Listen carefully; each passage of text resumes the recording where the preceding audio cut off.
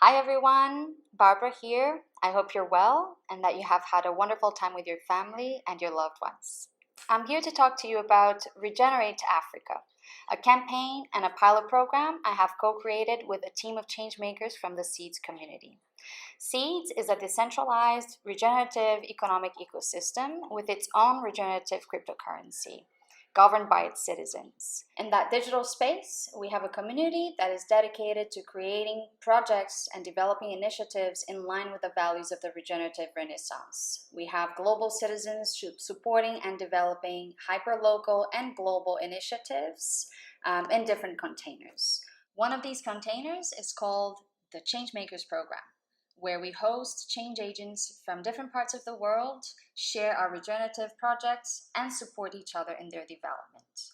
We host 3 video calls per week, which serve to onboard and provide guidance to new members, explore their regenerative projects, and support them in developing regenerative strategies, with a dedicated time to connect with changemakers from what we call underestimated bioregions.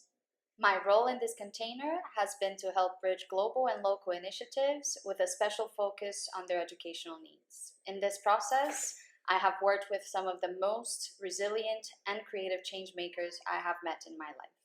Paulino, Miriam, Felix, Paul, and their teams have for years now uplifted their local communities in Uganda and in Kenya through the fulfillment of basic needs, empowering education, and regenerative practices. They have co-created refugee-led, community-based, and nonprofit organizations and have achieved a great deal of change within their means.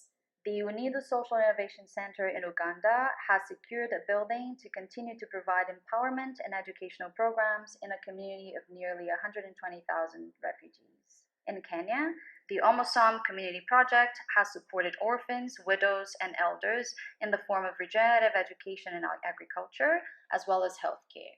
Also in Kenya, the Kotieno Community Project has established a tree nursery with over 10,000 seedlings and accommodated 20 tree varieties, among other initiatives. But now they find themselves in a situation in which they can only expand their efforts if they have access to reliable and consistent internet connection.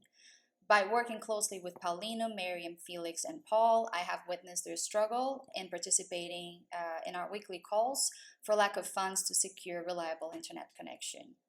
Volunteers in Kotieno's community project, Tree Nursery, often work all day without eating for lack of funds to buy food.